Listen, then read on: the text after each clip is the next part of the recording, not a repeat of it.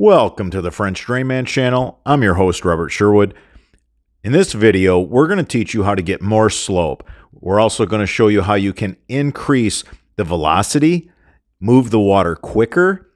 We're going to teach you how to drop shingle gravel in your basin, how you can increase your odds of catching all that shingle gravel. We're running a roof runoff system, and we're using two pipes. We're using a 3-inch pipe off the downspouts, and then we're using a 4-inch pipe for the main. I'm going to explain to you the techniques, and I'm going to tell you all the advantages. We had to go under a retaining wall. Normally with a 4-inch pipe, we would have been really deep, and we wouldn't have had no slope down the side of the house. Down the side of a house is typically pretty flat to begin with, but we used a 3-inch pipe, which allows us to stay much shallower. We were able to keep slope on the pipe. When you go to a 3-inch pipe, you also increase your pounds per square inch. You have a higher water pressure. This prevents clogging. You can run up to 2 downspouts on a 3-inch line. Once you get to the 3rd downspout, you want to be tying into a 4-inch main. You run your 3-inch line from the downspout to the catch basin. On the other side of the catch basin, you come out with your main, your 4-inch pipe. By increasing the area, the water then loses its energy.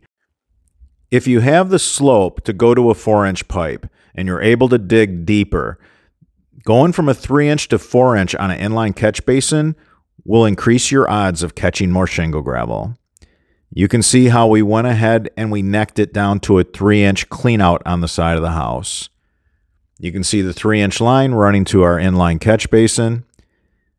3-inch in, 4-inch out.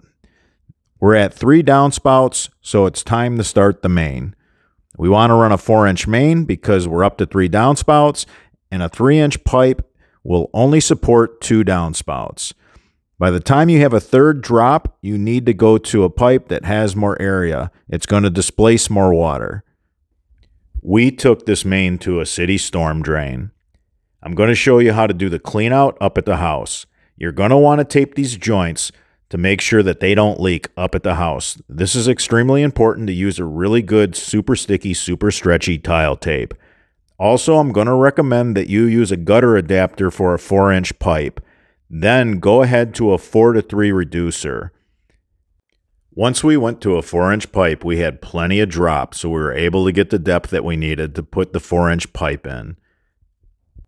You could see up behind the house directly and on the side of the house, we didn't have as much slope. So we gained a lot by using that 3-inch pipe.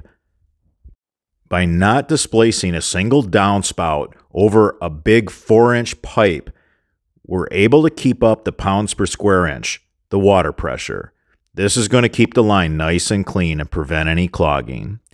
On the other side of the house, we had a similar case where we had to stay shallow because we were going under a sidewalk. Again, we called on the 3-inch pipe. If it was 4-inch, we would have been so much deeper, we would have lost all of our slope, and we wouldn't have been able to get the velocity that we needed.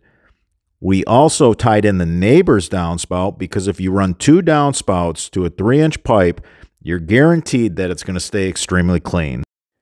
At all the connections, I recommend you use a good tile tape, a super sticky, super stretchy tile tape that you could be rest assured is watertight, and it's going to reassure you that during the winter months when you have a freeze and thaw in the north, it's not going to pull it apart. A roof runoff system is in the frost, and it's going to be in the heave. When the ground freezes, it lifts up, and then when it thaws, it goes back down, and that movement can disconnect a roof runoff system. You can see how much slope we have as we come under this walk. We're able to stay extremely shallow with the 3-inch line. We don't lose any of the elevation. We maintain that elevation, and we slowly use what we gained there down the side of the house.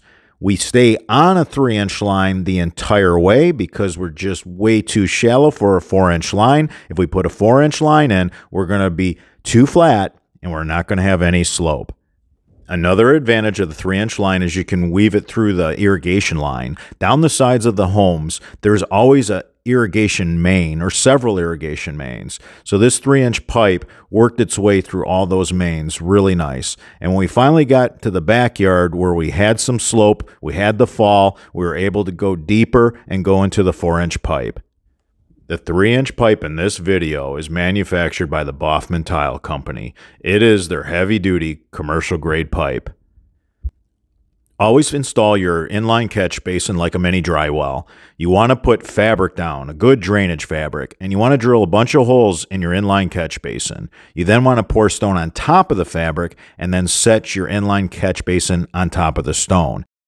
Water left behind after a rain can now leach away into the subsoil.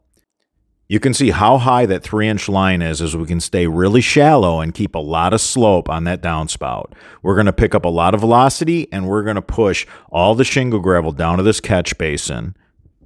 The 4-inch pipe has been the one-size-fits-all in the industry for decades and decades, but it's time that we start customizing our roof runoff systems and we take advantage of this brand new pipe that the Baughman Tile Company is now producing, and this is their heavy-duty commercial 3-inch pipe. We did another video comparing the 3-inch pipe and the 4-inch pipe with the velocity and the displacement of the exact same amount of water. We did a really good demonstration in another video. I'm going to leave that in the description below. If you found any of this information helpful, give us a thumbs up. It supports the channel. And if you have any more questions regarding this roof runoff system, leave them in the comments section. If there's another video that you want me to make to help you with your yard drain problem, leave that in the comments below. I'm your host, Robert Sherwood, and until that next video.